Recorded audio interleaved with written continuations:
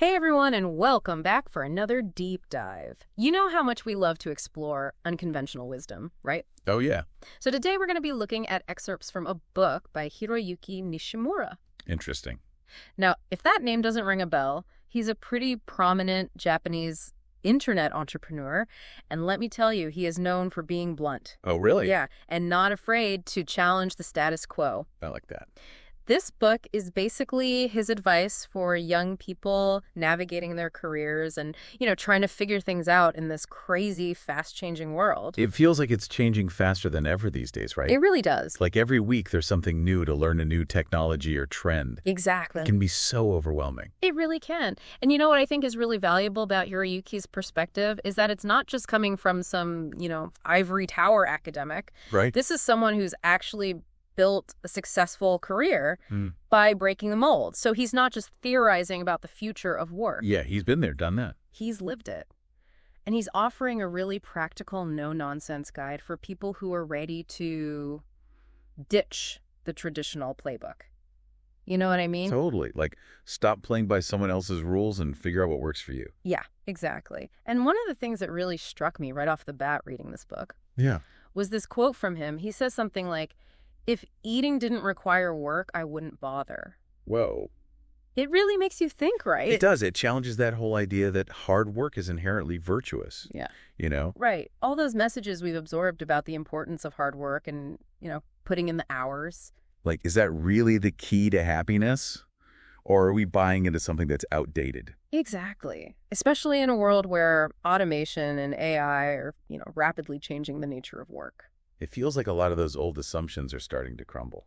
They are. And Hiroyuki really gets into this idea, especially in the context of Japan, where, that traditional model of lifetime employment is starting to break down. It's not the ironclad guarantee it used to be. Not at all. And he uses some really interesting real-life examples to illustrate this shift. Like, there's this story about a former salaryman. Oh, wow. A salaryman. Yeah, who left this high-paying corporate job to move to Australia and become a part-time teacher. Can you imagine having the courage to make a change like that? That's a huge leap of faith. It makes you wonder what kind of skills or experiences would allow you to do something totally different. Right. Like, what transferable skills do you have right now that could translate to a completely different field? Yeah, like what could you bring to the table even if you were starting from scratch in a new industry? I think that's something we should all be thinking about.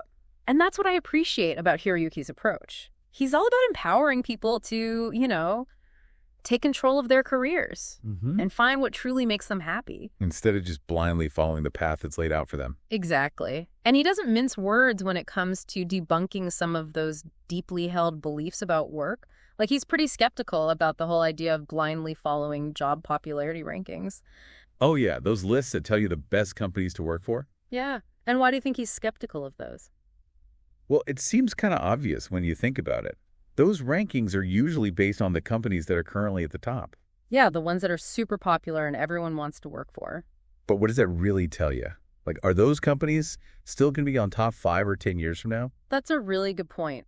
It's like buying a stock when it's at its highest price. You might be missing out on the real growth opportunities. Exactly. You want to find the companies that are on the rise, the ones that have the potential to become the next big thing, not the ones that are already there. So instead of chasing those big names, right, we should be looking for companies that are, maybe a little bit under the radar, but have a lot of potential for growth. And where your skills and talents can actually make a difference. Yes. And this actually ties into another interesting concept that he brings up. He talks about this distinction between membership-type employment and job-type employment. What's that all about? That sounds kind of technical. Yeah, it is a little bit. Yeah. But basically, he's contrasting the traditional Japanese approach to work, right, where your identity is really closely tied to the company you work for. You're part of the family. Exactly. Yeah. And that's the membership-type employment. He's contrasting that with a more individualistic, skills-based approach that's more common in the U.S., for example. That's what he calls job-type employment. So in a membership-type environment, you're more like a member of a family, whereas in a job-type setup, you're hired for your specific skills and expertise. Exactly. And Hiroyuki argues that the Japanese emphasis on membership-type employment can actually limit your career growth. Interesting. Because it encourages you to be more of a generalist rather than developing, really specialized skills that would make you valuable across different companies and industries. So it's like being a jack of all trades, but master of none. Yeah. And in today's world, wouldn't that put you at a disadvantage? Especially with the rise of automation, and AI companies are looking for people with very specific skills. Right. They need specialists who can solve specific problems, not just generalists who can do a little bit of everything. And this goes hand in hand with his view on the changing nature of work, where job hopping is becoming more and more common, even in Japan. It's not seen as this, betrayal anymore. Right. This is part of career progression. It's like you're building your own portfolio of skills and experiences, and you're taking those with you to different companies and different roles. It's like you're building your own brand almost. Exactly. And this goes back to his point about choosing a job that aligns with your skills and interests rather than simply joining a company for the sake of belonging. Yeah, don't just chase a brand name or a prestigious title. Right. Find a place where you can actually contribute and grow. And where the work itself is something that you find meaningful. And that brings us to another really important point that he makes. He warns against the passion trap. Oh, yeah, the passion trap. I've definitely fallen into that one before. I think a lot of us have. It's where you end up being exploited for your love of a job. You're so passionate about the work that you're willing to work extra hours or accept a lower salary. Because you just love what you do. Right. But that could be really dangerous, because it can lead to burnout and resentment. Absolutely. You end up feeling taken advantage of. Yeah, and your passion starts to fade. And Hiroyuki is very clear about this. He says work is ultimately a means to an end. It's not an end in itself. It's about securing financial stability. Right. So you can pursue your true passions and live a fulfilling life. It's not about sacrificing your happiness on the altar of work. So it's about finding that sweet spot where you can earn a good living doing something you enjoy, or at least tolerate. Right. While still having the time and resources to pursue your passions outside of work. Exactly. And this is where his critique of the Japanese work ethic gets really interesting. You mean that legendary work ethic that Japan is famous for? Yeah. All those stories about salarymen working long hours and, sacrificing their personal lives for the company, he doesn't buy it. He calls it a myth. A myth. That's been perpetuated by government propaganda and historical context. Interesting. So those long hours aren't actually translating into greater productivity or happiness? Not necessarily. He even cites data that contradicts this perception. Japan actually ranks last in employee engagement in a global survey. Last? Wow, that's surprising. And they have one of the lowest happiness rankings in the developed world. But if they're not really working that hard, then what's with this perception of Japan as a nation of workaholics? That's what we're going to dig into after the break. He has some really thought-provoking ideas about why this perception persists and what it reveals about Japanese culture. This is already making me rethink some of my own assumptions about work and success. I can't wait to hear more. Me too. Stay tuned. Okay, so we're back. And before the break, we were talking about how Hiroyuki kind of debunks this whole Japanese work ethic myth. Right, it doesn't really hold up when you look at the data. Exactly. And he has some really interesting thoughts on why this perception persists. He talks about this deeply ingrained sense of duty to work that's so prevalent in Japanese culture. It's like this unspoken rule that everyone's expected to follow. He thinks it's a leftover from socialist ideals and even questions why someone who contributes to society through taxes should be obligated to work at all. That's a pretty radical idea. It is. He remembers seeing non-working adults in his childhood neighborhood who were perfectly content. Really? Yeah, and they raise well-adjusted children. So it challenges that assumption that work is essential for a meaningful life. It's like we've been conditioned to believe that our worth is tied to our productivity. Right, you're only valuable if you're constantly working and contributing to the economy. And this ties into his critique of unpaid overtime, which is still a big problem in Japan. Oh yeah, I've heard stories about that. It's crazy. It's like you're expected to work late and on weekends without any extra pay. And it's seen as a sign of dedication and loyalty to the company. But Hiroyuki finds that absurd, especially from the perspective of a contract-based work culture where your time is literally worth money. It's like you're giving away your most valuable resource for free. And it can lead to burnout and resentment. Yeah, you end up feeling taken advantage of. And it can really damage your sense of self-worth. He's really advocating for young people to prioritize their well-being and see themselves as independent agents rather than, just cogs in a machine. Especially in today's job market, where company loyalty is often not reciprocated. Right, like companies can lay you off or restructure without a second thought. So you need to be looking out for your own best interests. And that means setting boundaries and not being afraid to say no to things that don't serve you. It's a pretty big shift in mindset from the traditional Japanese work culture, which often emphasizes putting the company's needs above your own. It is. But he thinks it's essential for navigating the future of work, where adaptability and self-reliance are going to be key. It's like you need to be able to pivot and reinvent yourself as the job market changes. Exactly. And he acknowledges that this shift can be challenging for Japanese people in particular. Why is that? Well, he brings up this fascinating scientific fact. Oh, yeah, you mentioned something about a gene variant before the break. What's the story there? Okay, so apparently Japanese people have a higher prevalence of this particular gene variant that's been linked to anxiety. Really? So there's like a genetic predisposition towards worry that's more common in Japan? That's what he suggests. That's fascinating. But how does this tie back to the work culture we've been talking about?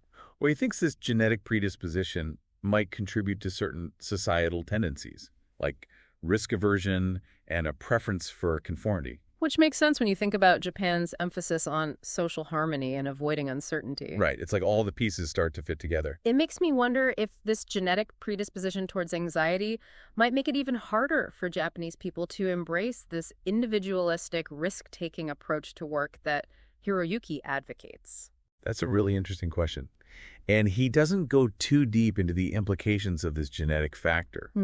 But he does offer what he believes is a powerful antidote to anxiety. Finding happiness by knowing when you have enough.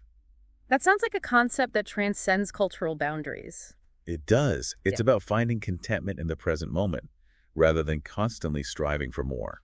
It's so easy to get caught up in that, especially in a consumerist society where we're bombarded with messages about what we should be buying and achieving. He emphasizes the importance of appreciating your current situation and not falling into the trap of chasing an ever-increasing standard of living. It's like that hedonic treadmill where you're always running but never getting anywhere. Exactly. And what's interesting is that this message of contentment is coming from someone who's achieved a high level of success in the tech world. He's not just some monk living in a cave. Right. He shares how he embraces a simple lifestyle despite his wealth, like finding joy in everyday things like cooking at home. So he's walking the talk. He's not just preaching from some ivory tower. He challenges you to reflect on your own definition of enough and ask yourself what truly brings you joy. And what about those who are just starting out in their careers? Those who might not feel like they have enough yet? He suggests finding a passion, something he calls a personal religion that gives you a sense of purpose and reduces the anxiety that can come with constantly striving for material possessions. Like a guiding principle or a North Star. Exactly. And this brings us to his perspective on Japan's future, which is, to put it mildly, a bit concerning. Oh no, what's he worried about? He doesn't sugarcoat the challenges. Declining population, aging workforce, shrinking economy. These are serious issues with far-reaching consequences. Wow, that sounds pretty bleak. But what's his advice for navigating these headwinds? He emphasizes the need to adapt and embrace global opportunities.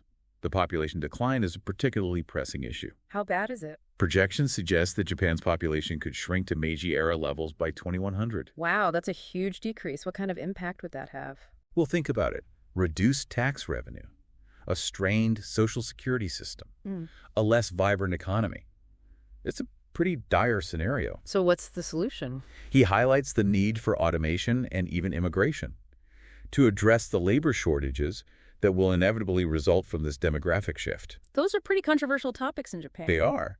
But he argues that these changes are necessary for Japan's survival in the long run. So he's calling for some pretty radical shifts in mindset. He is.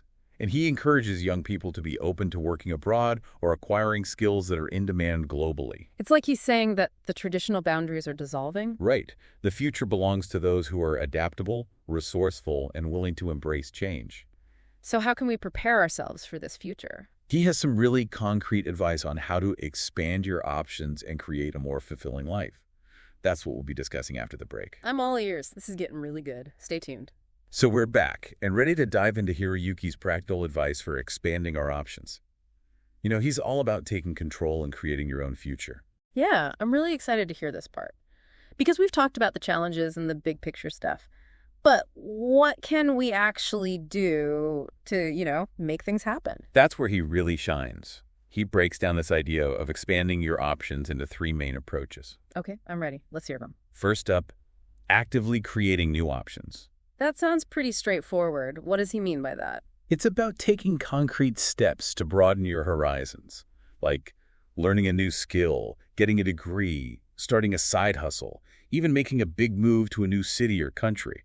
So it's about being proactive, not just waiting for opportunities to come to you, but going out and creating them yourself. Exactly. It's about taking ownership of your future and not being afraid to step outside of your comfort zone. I like that.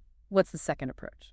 This one is about becoming aware of existing options that you might have overlooked. So like opening yourself up to possibilities you didn't even know existed? Exactly. It could be something as simple as researching different career paths or signing up for job platforms, or even just talking to people in different fields to learn about their experiences. I think we often limit ourselves by simply not knowing what's out there. Totally. It's like we get stuck in our own little bubbles, surrounded by people who are doing similar things. We don't realize how many other options are out there. He wants you to challenge your assumptions and be open to new possibilities. Makes sense. So what's the third approach? This one might be a bit more challenging for some. Reconsidering options you might have previously dismissed. Okay, I'm intrigued. What kind of options are we talking about? It could be things like embracing a simpler lifestyle to reduce your financial needs, moving back in with your family to save money, or even considering options like starting your own business or freelancing. So it's about thinking outside the box and questioning those conventional paths that we're often told to follow. Exactly. He wants you to break free from those limitations and create a path that truly aligns with your values and priorities. I love that. And he specifically mentions 2 qualifications that can be incredibly valuable for expanding your options: a college degree and fluency in English. He sees those as like passports to a wider range of opportunities. I can definitely see the value in both of those. But why English specifically? He points out that English is the global language of business and technology.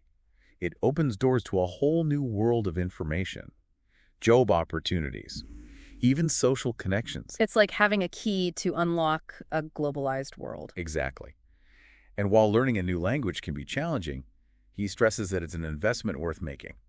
Okay, so we've talked about the what of expanding your options, but what about the how? Like, what kind of mindset or skills do you need to be successful at this? He identifies 5 key traits that he believes are essential for what he calls a pioneering spirit.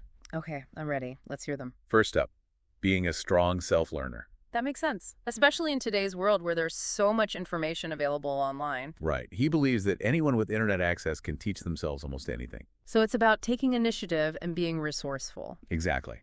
Second is taking action. Not letting fear or procrastination hold you back. So like, just do it kind of thing. Pretty much. He encourages readers to just get started, even if they're not sure what the outcome will be. Easier said than done sometimes, but I get the point. And this ties directly into the third trait, being fearless in the face of failure. He doesn't see failure as a setback, but as a learning opportunity. Exactly. It's all part of the process. What's the fourth trait? This one might seem counterintuitive to some. Letting go of perfectionism. Oh, really? I thought striving for excellence was a good thing. It is. But he warns against getting bogged down in the pursuit of perfection, which can actually lead to paralysis and procrastination. So it's about finding that balance between striving for excellence and not letting perfectionism hold you back. Exactly. And the fifth and final trait is being likable. I wouldn't have expected that one to be on the list, but it actually makes a lot of sense. Right. People want to work with and help people they like and trust. So it's not just about what you know, but also about who you know and how you connect with others. It's about building relationships, nurturing your network, and being a person others want to collaborate with. Wow. We've covered so much in this deep dive. It's been a whirlwind of insights, challenges, practical advice. It really has. And if there's one key takeaway, I hope you'll remember it's this. You have the power to create the future you want. I love that. So to our listeners out there, we encourage you to take these ideas to heart, challenge your assumptions, and start building the future you deserve. It all starts with that first step. What will yours be? That's all the time we have for today's deep dive, but we hope you've enjoyed this exploration with us. And until next time, keep learning, keep growing, and keep diving deep.